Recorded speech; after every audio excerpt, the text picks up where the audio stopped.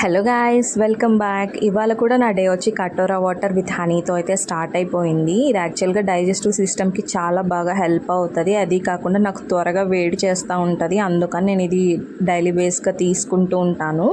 And ఇది అయిపోయాక యాకల్ట్ అనేది ఒక బాటిల్ తీసుకున్నాను. యాకల్ట్ చాలామందికి తెలియదంట, బట్ నేను దీని మీద ఖచ్చితంగా ఒక వీడియో అయితే చేస్తాను. అండ్ ఇది అయిపోయాక లోబియా ఈవినింగ్ కోసం మార్నింగే నేను సోప్ చేసి పెట్టేసుకున్నాను. అండ్ తర్వాత కాకరకాయ ఫ్రై చేస్తూ నెక్స్ట్ కర్రీ కోసం ఇక్కడ వెజిటబుల్స్ అయితే కట్ చేసేసుకుంటున్నాను. నేను లంచ్ వచ్చేసి 12కి స్టార్ట్ చేశాను. ఇది కాకరకాయ ఫ్రై అయితే కంప్లీట్ అయిపోయింది. తర్వాత ఎగ్ పొరటు వన్ సైడ్ చేస్తూ మమ్మీ వాళ్ళకు కూడా క్యాబేజ్ కర్రీ అయితే ప్రిపేర్ చేసేసాను.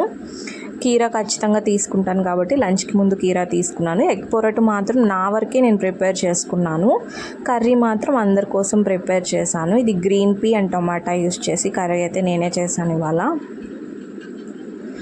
అండ్ కాకరకాయ ఫ్రై మాత్రం నార్మల్గా మేము పొడి కారం యూస్ చేస్తాము, బట్ ఇవాళ ఎందుకు మా చిన్నప్పుడు అమ్మమ్మ రెసిపీ అనమాట. అది మా అమ్మమ్మ చేసేది అలా. ఎందుకు అది తినాలనిపించి మమ్మీ దగ్గర రెసిపీ కనుక్కొని నేనే అది కూడా ప్రిపేర్ చేసేసాను. ఇది నెల్లూరు కారం అంటారు కదా, దోశలోకి యూస్ చేస్తారు, ఆ టైప్ ఉంటుంది కారం. బట్ ఇందులో కొంచెం స్వీట్ యాడ్ చేస్తాము. నార్మల్గా ఎవరు కాకరకాయ అంత ఇష్టపడరు, బట్ ఇలా చేసుకుంటే మాత్రం ఖచ్చితంగా నచ్చుతుంది. ఈవెన్ నాకు నచ్చదు, బట్ నేను దీన్ని ఇష్టపడుతున్నానంటే మేబీ మీకు కూడా నచ్చచ్చు. ఇంట్రెస్ట్ ఉంటే నేను ఛానల్లో చూడండి, వీడియో అయితే పోస్ట్ చేస్తాను. అండ్ తర్వాత నేను పూతరేకులు 1 బాక్స్ నా వరకు దాచేసుకున్నాను.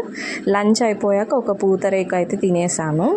4:30 ఆ టైంలో నేను ఇక్కడ నా ఫిషెస్కి అయితే ఫుడ్ వేసేసి కాసేపు అలా వాకింగ్ చేశాను గార్డెన్లో. అండ్ ఆ తర్వాత నాకు కొంచెం వర్క్ చేసుకుంటూ ఇక్కడ ఒక చాక్లెట్ బార్ అయితే తీసేసుకున్నాను. ఇందులో షుగర్ లెవెల్ అనేది కొంచెం తక్కువ ఉంటుంది అండ్ డ్రై ఫ్రూట్స్ అనేది కొంచెం బాగుంటుందని ఇది తీసుకున్నాను. అండ్ ఇది మా మదర్ కొత్తగా ప్లాన్ చేశారంట. ఈ ప్లాంట్ ఏదో ఫస్ట్ టైం నేను చూస్తున్నాను, అందుకే మీకు కూడా పోస్ట్ చేసేసాను.